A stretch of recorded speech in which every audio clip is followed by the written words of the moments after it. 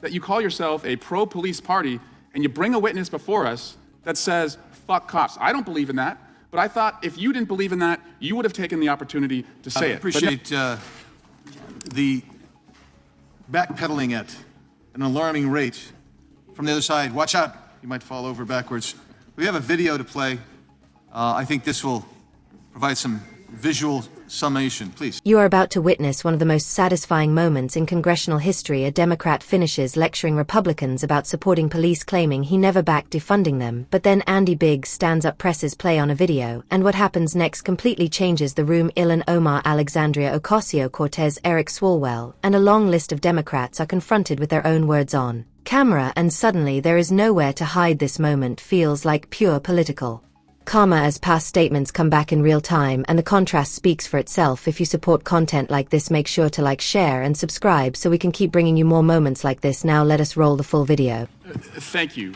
And I just want to address Mr. Johnson, who said you brought the receipts. Well, Mr. Johnson, I've got some receipts for you. This committee met about 2 months ago, and the chairman, who can call any person in the world who walks this earth as a witness, called this guy, who tweeted just a couple weeks before the hearing, fuck cops. Your witness tweeted that.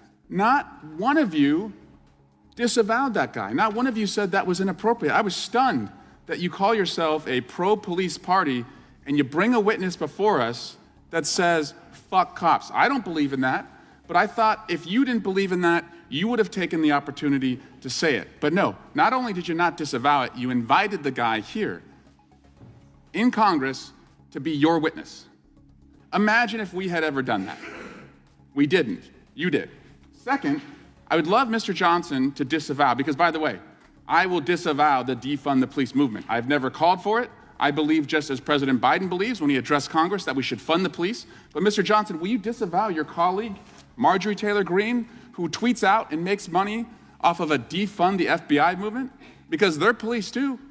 They protect us too. But I don't think you will. I think you're going to sit silent, and your silence, by the way, is complicity. I yield back.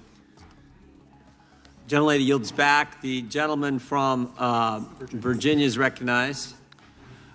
Yield to the gentleman from Arizona.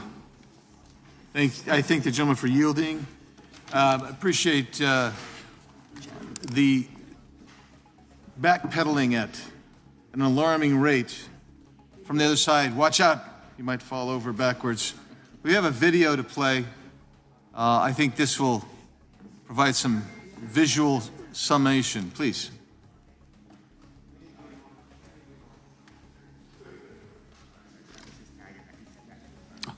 And the police has to happen. We need to defund the police. Mayor Eric Garcetti saying, take some of the money from policing, about $150 million. I applaud Eric Garcetti for doing what he's done.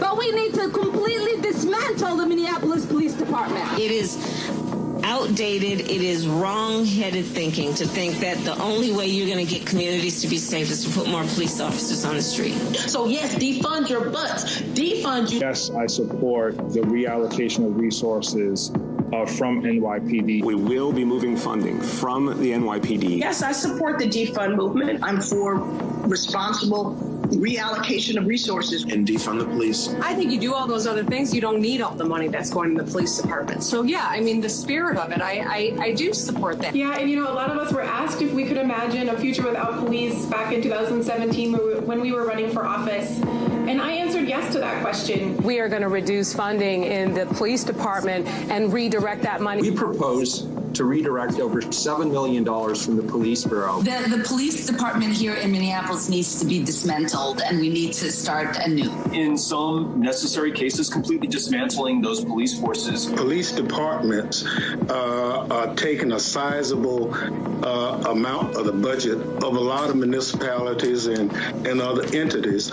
We need to look at those budgets, pull some of the money back. But we talk about defunding the police, defunding the Pentagon. My push is that we defund our police departments. Defunding police means defunding police. If these reports are accurate, then these proposed cuts to the NYPD budget are a disingenuous illusion. This is not a victory. The freshman Democrat adding, the fight to defund policing will continue.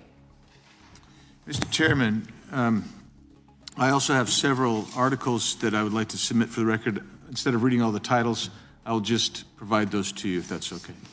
Without objection. And I'll yield back to the gentleman from Virginia, Mr. Klein. Would the gentleman yield? Yield to the chair. Yeah, I would just say in response to the gentleman from California, of course we disavow that tweet. That is obvious. And if we'd have known that individual had that tweet out there, I doubt if he'd have been invited as a witness. With that, I yield back to the gentleman from Virginia.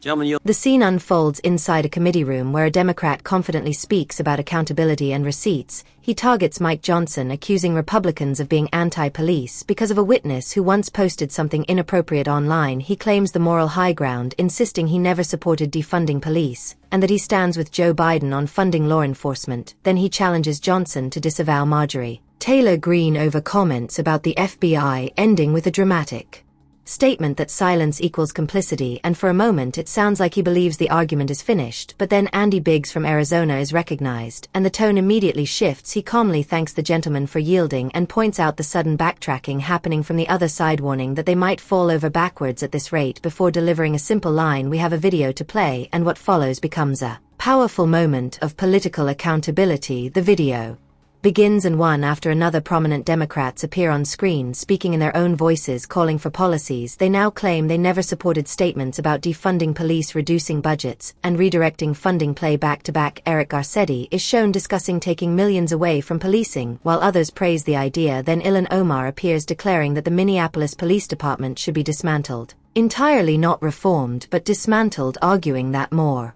officers do not make communities safer. Her words are clear, direct, and impossible to reinterpret. The montage continues with officials supporting reallocating resources away from police departments and endorsing the defund movement in plain language. Eric Swalwell appears discussing reducing police funding and redirecting the money, using his own words on camera, leaving no room for confusion. Then Alexandria Ocasio-Cortez appears criticizing proposed cuts to the NYPD budget for not going far enough, calling them an illusion and insisting the fight to defund policing must continue, showing that she was not only supportive of the movement but wanted deeper cuts. As the video goes on, multiple voices repeat the same message: police budgets should be reduced, funds should be redirected, departments should be reimagined or rebuilt from scratch. The record becomes undeniable. These are not clips taken out of context but public statements made confidently at a time when the movement was politically popular. They believed it, they said it, and they advocated for it openly. And now the contrast between those statements and current denials fills the room with silence. Only moments earlier a Democrat had spoken about receipts and accountability, and now Andy Biggs had produced the actual receipts, not accusations or interpretations, but video evidence of Democrats stating exactly what they now deny supporting. Video makes it impossible to rewrite history when the words are recorded clearly for